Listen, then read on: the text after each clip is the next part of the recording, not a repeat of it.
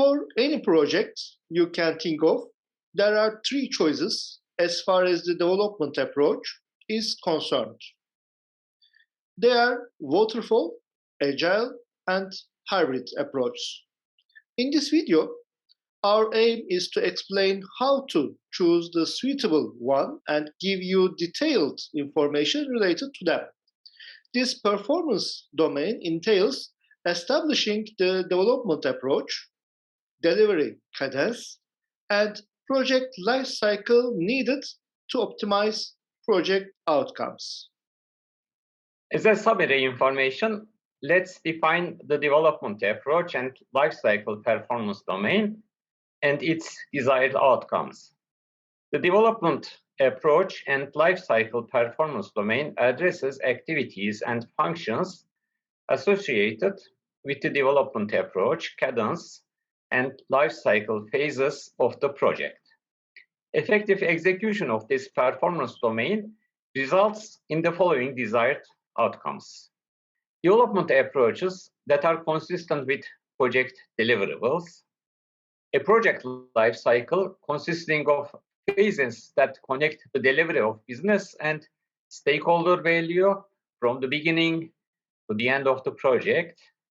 A project life cycle consisting of phases that facilitate the delivery cadence and development approach required to produce the project deliverables. First, terminology. In this section, there are some important definitions that one should know. Let's go over them one by one. Deliverables.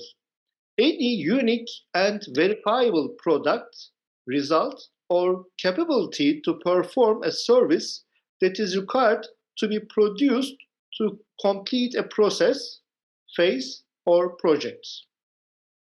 Development approach, a method used to create and evolve the product, service, or result during the project life cycle, such as predictive, iterative, incremental, adaptive, or hybrid method. Cadence, a rhythm of activities conducted throughout the project. Project phase, a collection of logically related project activities that culminates in the completion of one or more deliverables. Project life cycle, the series of phases that a project passes through from its start to its completion. Now we finished the definitions. Our next topic is development, cadence, and life cycle relationship. Yes, the type of project deliverables determine how they can be developed. The type of deliverables and the development approach influence the number and cadence of project deliverables. The deliverable approach and the desired delivery cadence determine the project life cycle and its phases. So what is delivery cadence? Delivery cadence refers to the timing and frequency of project deliverables. Projects can have a single delivery, multiple deliveries, or periodic deliveries. Okay, let's go over them. The first one is single delivery. Projects that have a single deliver at the end of the project. For example, a process re-engineering project may not have any deliveries until near the end of the project when the new process is rolled out. The second item is multiple deliveries. Some projects have multiple deliveries.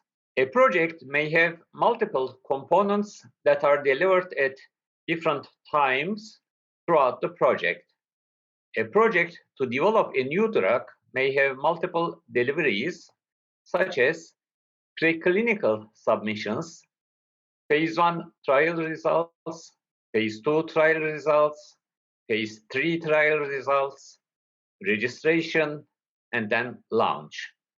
In this example, the deliveries are sequential. Some projects have deliveries that are developed separately rather than sequentially, such as a project to update building security. Deliveries may include physical barriers to entry, new badges, new key code paths, and so forth. Each of these is a separate delivery, but they do not need to come in a specific order. All of the deliveries are concluded before the project is considered to be completed. The third one is periodic deliveries. Periodic deliveries are like multiple deliveries, but they are on a fixed delivery schedule, such as monthly or bi-monthly. A new software application may have internal deliveries every 2 weeks and then periodically release the deliveries into the market. We went over the main types of deliveries, which are single, multiple, and periodic. Actually, nowadays, we have the fourth option, which is continuous delivery. Continuous delivery is the practice of delivering feature increments immediately to customers, often through the use of small batches of work and automation technology. Continuous delivery can be used for digital products. From the product management perspective, the emphasis is on delivering benefits and value throughout the product life cycle. Similar to a project, there are aspects that are development-oriented. However, similar to a program, there can be many development cycles as well as maintenance activities. This type of undertaking works better with project teams that are stable and remain intact. Because the project teams are focused on one product, they can apply learning about the product, the stakeholders, and the market. This allows the team to respond to market trends and stay focused on value delivery. This practice is included in several approaches, such as DevOps, #NoProjects, and continuous digital, for example. Our next topic is development approach. A development approach is the means used to create and evolve the product, service, or result during the project lifecycle. There are different development approaches, and different industries may use different terms to refer to development approach. Three commonly used approaches are predictive, hybrid, and adaptive. As shown on the screen, these approaches are often viewed as a spectrum from the predictive approach on one end of the spectrum to the adaptive on the other end. Let's look at the predictive approach first. A predictive approach is useful when the project and product requirements can be defined, collected, and analyzed at the start of the project. This may also be referred to as a waterfall approach. This approach may also be used when there is a significant investment involved and a high level of risk that may require frequent reviews, change control mechanisms, and replanning between development phases. Predictive approaches may use proof of concept developments to explore options, but the majority of the project work follows the plans that were developed near the start of the project. Many times, projects that use this approach have templates from previous similar projects. For example, a project to develop a new community center might use a predictive approach for the construction of the grounds and facilities. The scope, schedule, cost, and resources would be determined upfront, and changes would likely be minimal. The construction process would follow the plans and blueprints. The second approach is the adaptive approach, also known as the agile approach. A clear vision is established at the start of the project, and the initial known requirements are refined, detailed, changed, or replaced in accordance with user feedback. the environment, or unexpected events. Adaptive approach use iterative and incremental approach. However, on the far side of the adaptive methods, the iterations tend to get shorter and the product is more likely to evolve based on stakeholder feedback. While agility is a wide mindset that is broader than a development framework, agile approach can be considered adaptive. Some agile approaches entail iterations that are 1 to 2 weeks in duration with a demonstration of the accomplishment at the end of each iteration.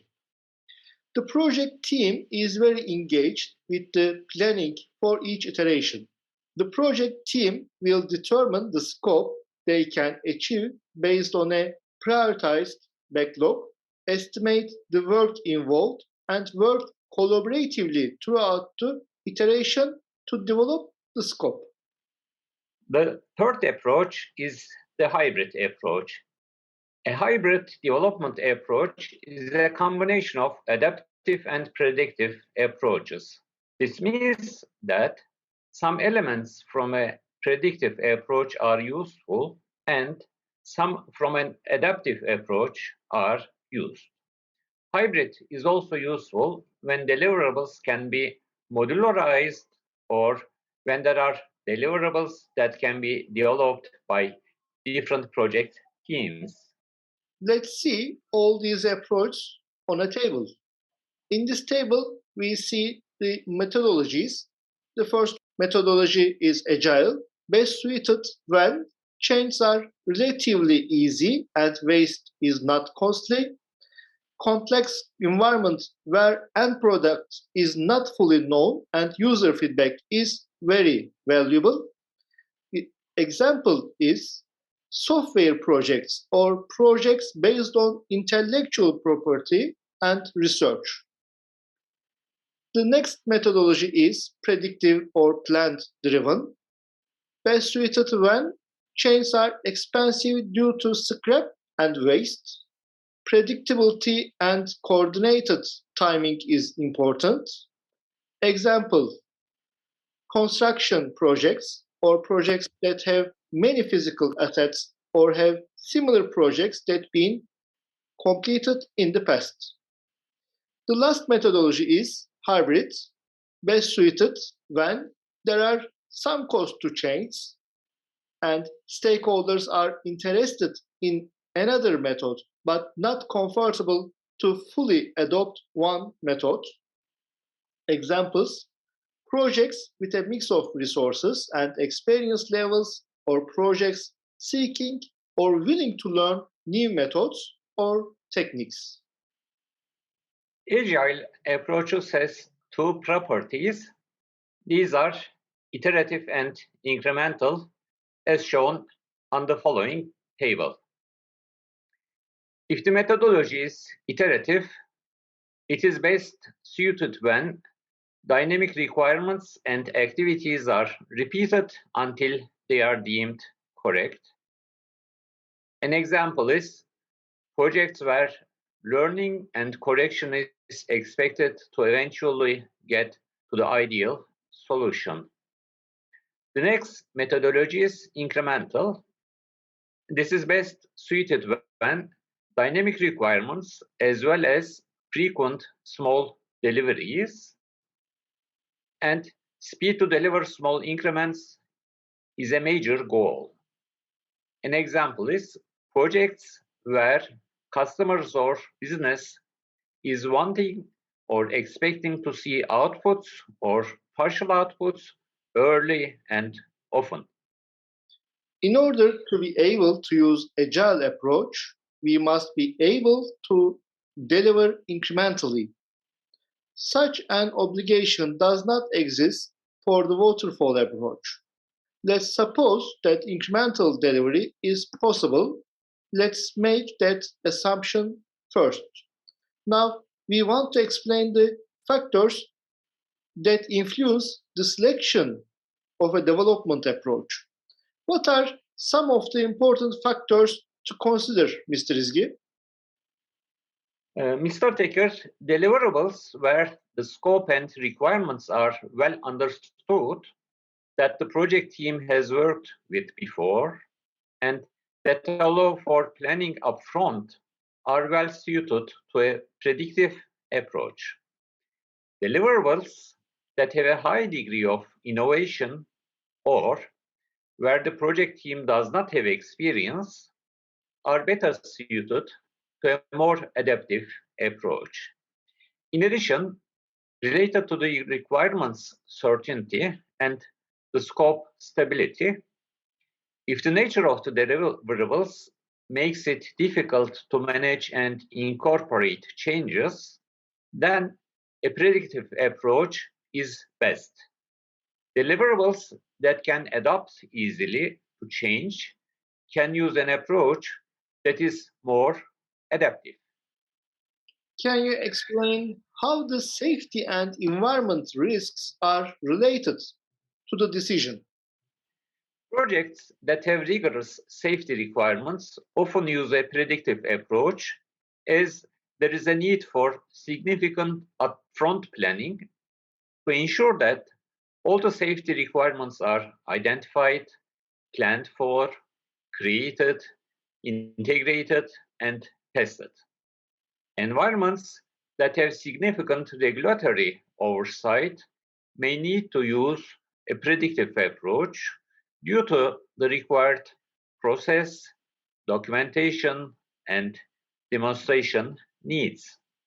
How does the stakeholder involvement affect the approach decision?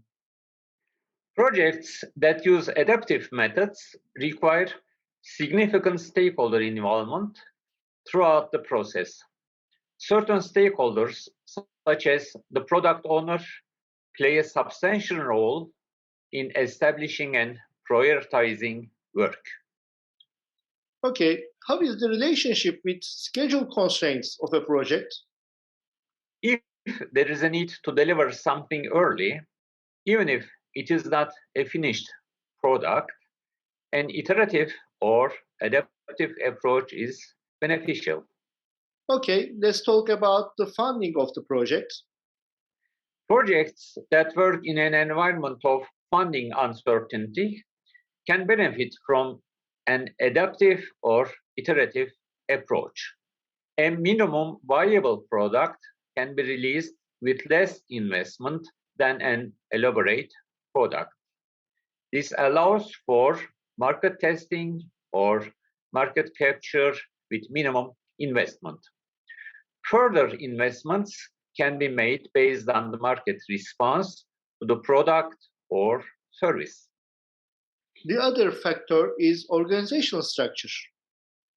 An organizational structure that has many levels, a rigid reporting structure, and substantial bureaucracy frequently uses a predictive approach. Projects that use adaptive methods tend to have a flat structure and may operate with self-organizing project teams. The next factor is culture. A predictive approach fits better in an organization with a culture of managing and directing, where the work is planned out and progress is measured against baselines.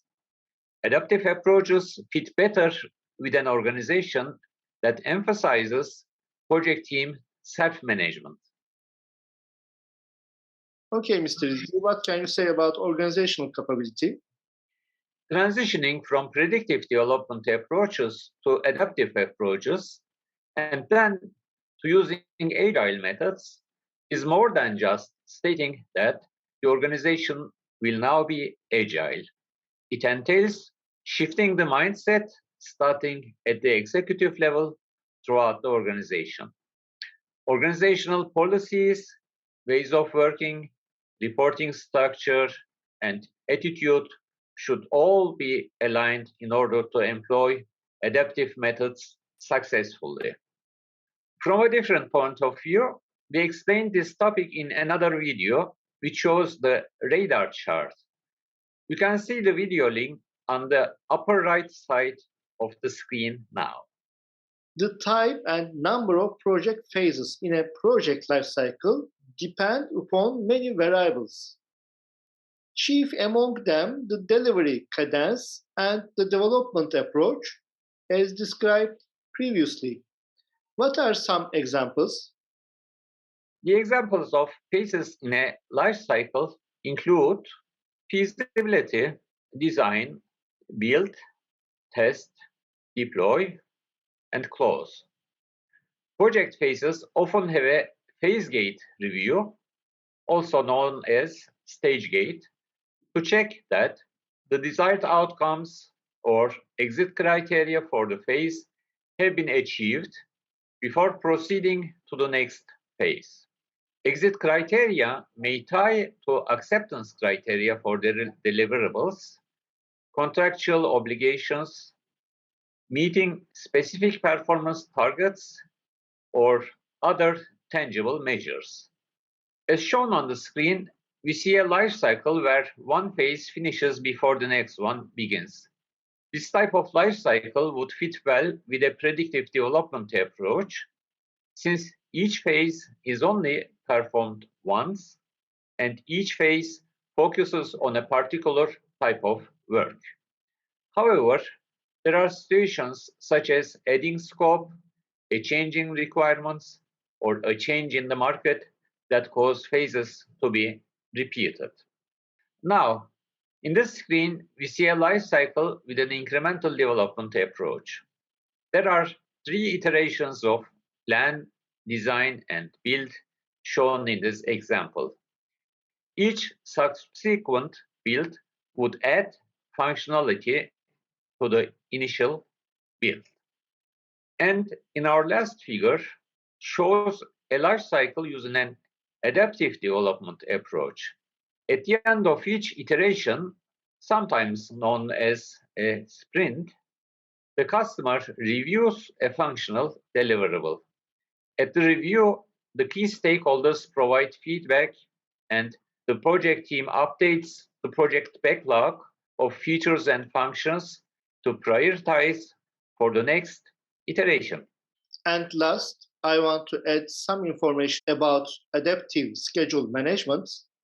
Several adaptive methodologies, including Agile, use flow-based scheduling, which does not use a life cycle or phases. One goal is to optimize the flow of deliveries based on resource capacity, materials, and other inputs.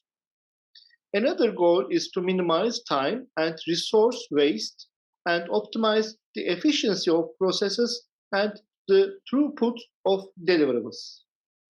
Projects that use these practices and methods usually adopt them from the Kanban scheduling system used in lean and just-in-time scheduling approaches.